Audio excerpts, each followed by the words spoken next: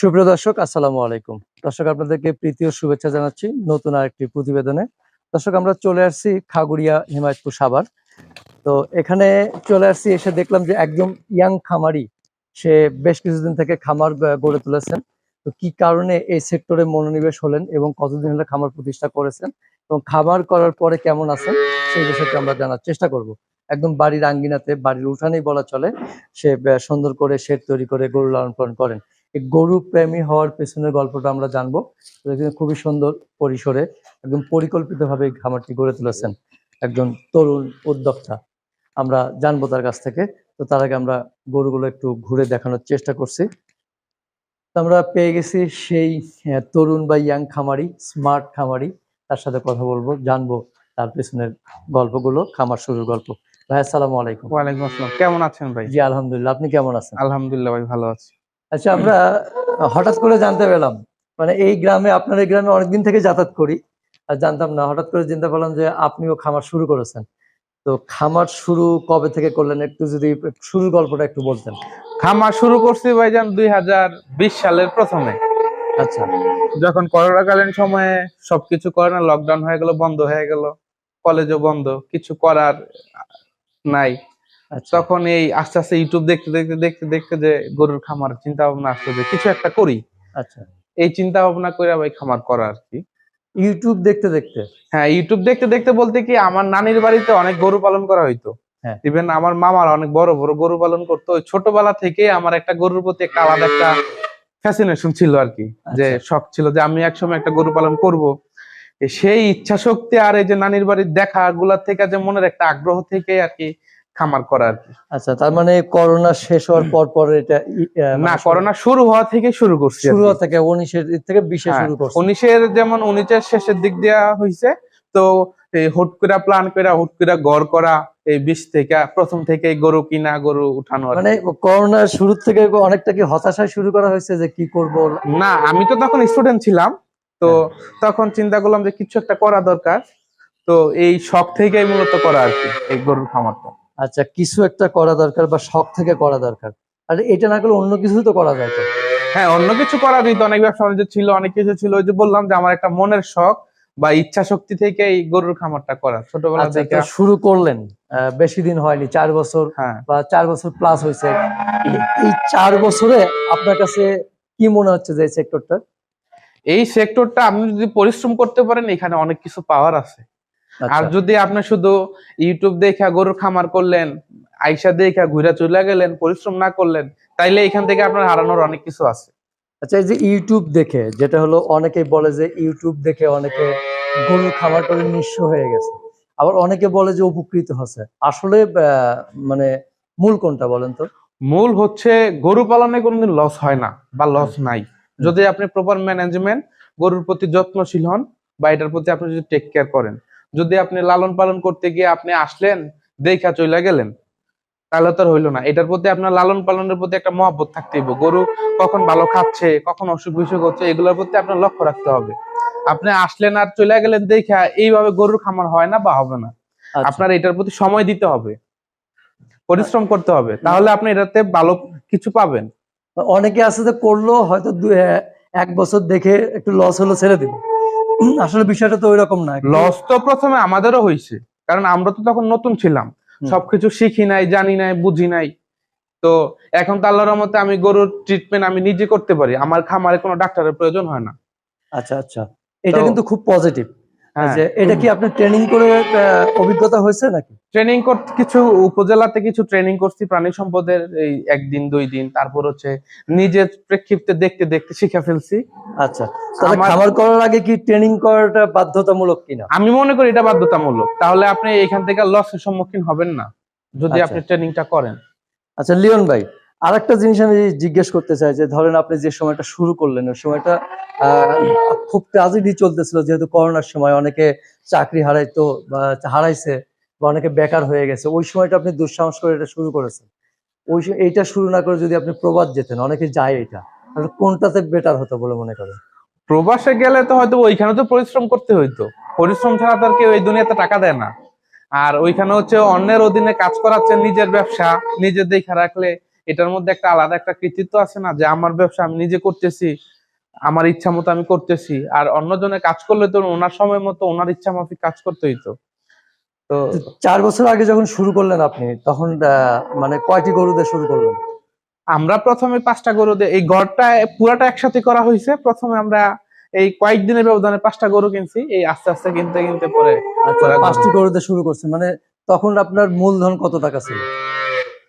আমাদের মূলধন বলতে, যেমন আমাদের ঘর করতে প্রায় অনেক টাকা খরচ করছে, যেটা আমাদের ভুল ধারণা ছিল। হুম। প্রায় 5 লাখ টাকার উপরে আমরা ঘর করতে খরচ করছি। নতুন খামারি যারা, তারা খুব অল্প টাকায় শেড করলে, ওই টাকা দিয়ে গরু কিনলে ওইটা ভালো হবে, এখন আমি বুঝতেছি আর কি। আচ্ছা, যেটাতে শুরু করলেন, আল্লাহর মধ্যে কি সেটা কি আপনি ফিডব্যাক পেয়েছেন? মানে হ্যাঁ, আল্লাহর রহমতে আমি এই খামারে লালন পালন করে আমি সফল। মানে এই 4 বছর লস হয়নি তো? লস প্রথমে হয়েছে, এখন আমি সেটা কাটায় এখন আল্লাহর রহমতে আমি লাভবানই আছি। মানে রিকভার হয়ে গেছে? হ্যাঁ, আল্লাহর রহমতে আমার এই যে রিকভারটা যে করলেন, এটা আসলে কিভাবে সম্ভব হলো বলেন? প্রথমে যখন গরু কিছু, আমার 2টা গরু মারা গেছিল হ্যাঁ। ট্রিটমেন্টের অভাবে, তারপর আমি তখন টেক কেয়ার করতে পারি নাই। যখন আমার এই ক্ষতির সম্মুখীন গুলো হয়েছে, তখন আমি আস্তে আস্তে শিখছি এটা থেকে কিভাবে মোকাবেলা করে ওইটা দাঁড়াইতে হয়, আমি এগুলো করছি।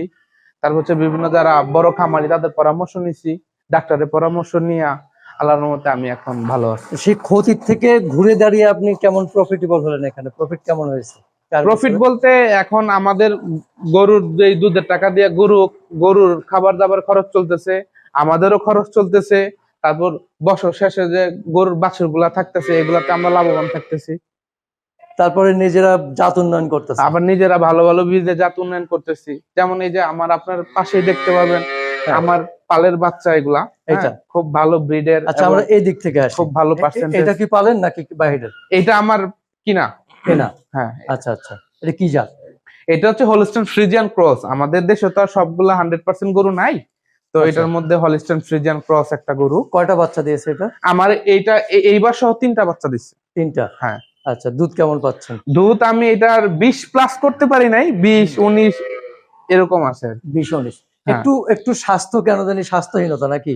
স্বাস্থ্যহীনতা বলতে, যেই গরু ভালো দুধ দেয় সেই গরু কখনোই স্বাস্থ্যহীন হবে না, স্বাস্থ্যহানি থাকবেই। আচ্ছা আচ্ছা। যেমন সাহিওয়াল ব্রিডের গরু হলে স্বাস্থ্য অনেক ভালো হয়, মোটা তাজা হয়। আর ভালো পার্সেন্টেজের গরু একটু স্বাস্থ্য কমই থাকে, একটু কমই থাকে, দুধ বেশি যেগুলো দেয় দুধ সেগুলো বেশি একটু দেয় যারা, সেগুলো কমই আচ্ছা। থাকে। আর এটা বলছেন এটা আপনার খামারের না? এইটা আমার খামারের দ্বিতীয় বাচ্চা। দ্বিতীয় বাচ্চা? হ্যাঁ, এটারে আমি মা বানাইতেছি।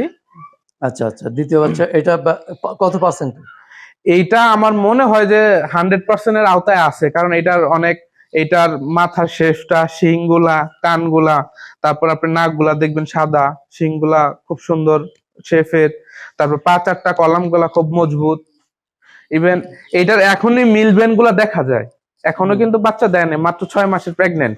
6 মাস প্রেগন্যান্ট? হ্যাঁ। তারপর হচ্ছে এটার বাট গুলা খুব সুন্দর, হ্যাঁ, এখনই সাবার চলে আসছে, পেন্সিল বাট। Pencil but. তারপর হচ্ছে যে আপনি মিলবেন গুলা কিন্তু এখনই দেখতে পারতেছেন, এখনই দেখা যাচ্ছে। তারপর এটার লেজটা খুব ছোট। আচ্ছা, এই যে আমরা 100% বলি, আমাদের বেল্টে আমাদের দেশে আসলে এই ওয়েদারে 100% কি সম্ভব? সম্ভব না বলতে কি, প্রকৃত যারা একদম এটার ব্লাড নিয়ে যারা টেস্ট করছে, তারা একমাত্র বলতে পারবে যে আমি 100% আমার গরু। ইভেন আমি আনুমানিক ধারণা করে বলছি এটার বহিক রূপ দেখে, কিন্তু আমি আদৌ টেস্ট করি নাই। কেউ বলতে পারে না যে আমার গরু 100% ব্রিড। একদম না, যারা, অনেকে আবার এটা নিয়ে চ্যালেঞ্জ করে। না, এইগুলা চ্যালেঞ্জ করে সেটা হচ্ছে শুধু মুখের একটা কথা। কারণ হচ্ছে আমাদের এই ওয়েদারে বা আমাদের এই 100% গরুর সংখ্যা খুবই কম।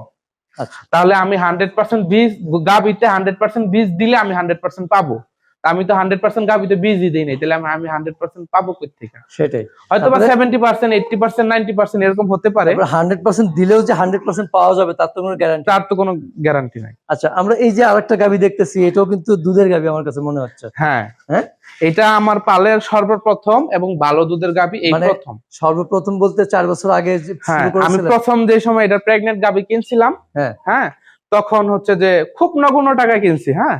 আচ্ছা। সেইখান থেকে আমার এই গাবিটা যে এত ভালো মান হয়েছে, এটা আমার কল্পনার বাইরে ছিল। মানে এইটা খামারের প্রথম গাবি, তাই হ্যাঁ, নাকি? খামারের প্রথম বলতে বেশি দুধের প্রথম গাবি। ও, বেশি দুধের প্রথম হ্যাঁ, গাড়ি। প্রথম অবস্থা যখন কিনছিলাম। আচ্ছা, তো এইটা ফ্রিজিয়ান গাবি। হ্যাঁ, এটা এ পর্যন্ত তাহলে বাচ্চা দিয়েছে কয়টা? এই পর্যন্ত বাচ্চা দিচ্ছে 2টা। দুইটা? এবার 3 নাম্বার বাচ্চা দিবে, 6 মাসের আচ্ছা, প্রেগনেন্ট আছে। দুধ কতটুকু পেলেন পাচ্ছেন? এটা প্রথম দিক দিয়ে আমি 25-26 পাইছি, এখন আমি 14-15 পাইতেছি। 14-15? হ্যাঁ। আচ্ছা, আরো কিছু গাভী আছে, এই যে আমরা আরেকটা গাভী দেখতেছি, এটাও মাশাআল্লাহ ভালো গাভী মনে হচ্ছে আমার কাছে দেখে। এটা কততম বাচ্চা দিয়েছে? আচ্ছা, এখানে একটা কিছু কথা বলি, এই যে অনেকেই বলে যে অনেকে গরু নাদোষ নদোষ, আমার গরু কিন্তু কোনোটাই নাদোষ নদোষ নাই। না। কারণ হচ্ছে দেখেন, এটার মধ্যে শুধু হাড়গুলো আছে, মাংস তেমন কিছু একটা নাই। আমি এটা থেকে 28 থেকে 29 লিটার দুধ পাই। এখন কম পাই, যেহেতু 5 মাস হয়ে গেছে বাচ্চা দিয়েছে। মানে প্রথম অবস্থায় আমি 28 থেকে 29 লিটার দুধ পাইছি। একটা গরু থেকে যখন আপনি 25, 28, 30 লিটার দুধ টানবেন, তখন এইটা স্বাস্থ্য হবে কই থেকে? আবার হবে যখন এটা গাভীন হয়ে যাবে, তখন একটু স্বাস্থ্য ডেভেলপ হবে। যেমন এটার একটু স্বাস্থ্য ডেভেলপ এখন হইতেছে। তো যারা গরু কিনতে যায় বা যারা গরু কিনে, সবাই কিন্তু নাদোষ নদোষ দেখা কিনে। কিন্তু লাদুস লুদুস দেখে কিনলেই যে আসলে বেশি দুধ দেবে বেশি তা তো দুধ না। দেবে এরকম না। আমি খামারে গেলে বা কোথাও গরু কিনতে গেলে, যেটার বডি খারাপ, জীর্ণ শীর্ণ, রোগা, আমি সেটাকে বাছাই করি। কারণ কেন এইটাই এটা দুধের বাছাই করেন বলেন তো? আমার কারণ হচ্ছে যে, যেইগুলা গাভী ভালো দুধ দেয় সেই গাভীর কখনো স্বাস্থ্য ভালো হয় না। আচ্ছা। এটা হচ্ছে প্রধান কারণ। এই কারণেই আমি যখন কোনো এই গরু কিনি, তখন আমি একটু হ্যাংলা পাতলা দেখে কিনি, যেটা আমার মনে হয় যে আমার ধারণা এটা দুধ বেশি হবে। আসলে হাড্ডি গরু যেটা বলি বা রোগাক্রান্ত গরু হ্যাঁ, যেটা বলি, এটা কিনা কিন্তু আমার কাছে পজিটিভ বা বেটার মনে হয়, বা অন্য খামারিরাও এটা মানবে। কারণ এই গরুগুলো নিয়ে যদি আপনি সঠিকভাবে যত্ন করেন, খাবার দাবার দেন, তাহলে অবশ্যই কিন্তু ভালো হবে। তার আপনি স্বাস্থ্য ফিরে আসবে। যতগুলা খামারে যাবেন, ম্যাক্সিমাম খামারেই মানে জীর্ণ শীর্ণ গরুগুলা কিন্তু বিক্রি করে না। হ্যাঁ, হ্যাঁ। কারণ ওনারা বিক্রি করে কি নাদুস নুদুস গরুগুলা। লাদুস লুদুস কিন্তু গরুগুলো। যারা প্রকৃত খামারি, তারা কিন্তু গিয়ে পছন্দ করবে সেই হ্যাংলা পাতলা তো প্রিয় দর্শক, আমরা গরুগুলাই। অনেক কিছু ইনফরমেশন জানলাম। আরেকটা যেটা হলো, লিওন ভাই একটা জিনিস জানতে চাই, যে যেটা নতুন খামারিরা অনেকে জানে না, বা তারা খালি মনে করে যে এই যে লাদুস লুদুস গরুগুলো কিনলে দুধ হবে বা ইয়ে হবে, বা গরুর দুধ হওয়ার জন্য খাবারের কিছু একটা ইয়ে আছে। হ্যাঁ, অবশ্যই গাভী এটা- গরুর মুখে দুধ। হুম। আপনি এটাকে যত ভালো খাবার দিবেন, যত ভালো ট্রিটমেন্ট দিবেন, তত ভালো দুধ দিবে। যেমন আচ্ছা, খাবারগুলো কি কি, যে কোন খাবারের দুধ প্রোডাকশনটা বেশি হবে আপনার ধারণা? খাবার বলতে, যেমন দানাদারের মধ্যে হচ্ছে, যেমন আমরা গম ভুসির মধ্যে প্রোটিন পার্সেন্ট ভালো থাকে, ভুট্টার মধ্যে প্রোটিন পার্সেন্ট ভালো থাকে, তারপর হচ্ছে খেসারির মধ্যে, তারপরে হচ্ছে মুসুরি ভুসির মধ্যে আমরা প্রায় 6 থেকে 7টা আইটেম মিক্সড করে গরুকে খাবার দিই। কিন্তু একজন গরিব খামারি যারা যারা অল্প কিছু পারে, তারা তো আসলে এত কিছু খাবারটা মানে ই করতে পারে না। তারা হয়তো বা কাঁচা ঘাসের পরিমাণটা একটু বেশি দেয়। যেমন আমরা কিন্তু একটু, যাদের একটু বেশি গরু আছে, তারা চাইলেই কিন্তু বেশি ঘাস দিতে পারে না। যেমন আমাদের গরুর খাবারগুলো সবগুলা লিমিটেশন হয়। যেমন আমরা প্রত্যেকটা গাভীকে প্রত্যেক বেলা 20 থেকে 25 কেজি দানাদার, 20 থেকে 25 কেজি ঘাস দেই, 2-3 কেজি খড় দেই, আর হচ্ছে দানাদার দেই 2 বেলা। এরকম করে আমাদের গরু যদি একটা প্রত্যেকদিন 40 থেকে 50 কেজি ঘাস খায়। আচ্ছা, তো একজন নতুন খামারিকে কিভাবে খামার শুরু করা উচিত বলে আপনি মনে করেন? নতুন খামারি যারা, তারা প্রথমে অল্প দুধের গাভী, যেমন 15 লিটার 10 লিটার এরকম দুধের গাভী পাইলে অভ্যস্ত হওয়া উচিত। কারণ যারা নতুন খামারি, তাদের এক শত্রু হচ্ছে ম্যাস্টাইটিস। তারা ম্যাস্টাইটিস সম্পর্কে ভালো জানে না। আর একটা গরু কয়েক মিনিটের মধ্যে ম্যাস্টাইটিস হতে পারে। আচ্ছা, এই কারণে অল্প দুধের গাভীতে শুরু করলে ম্যাস্টাইটিসের সম্ভাবনা খুব কম। মেস্টাসিস হওয়ার মূল কারণগুলো কি কি? ম্যাস্টাইটিস হওয়ার মূল কারণ হচ্ছে, যখন গাভীগুলা দোয়ানো হয়, তখন যদি হুট করে শুয়ে পড়ে সাথে সাথেই।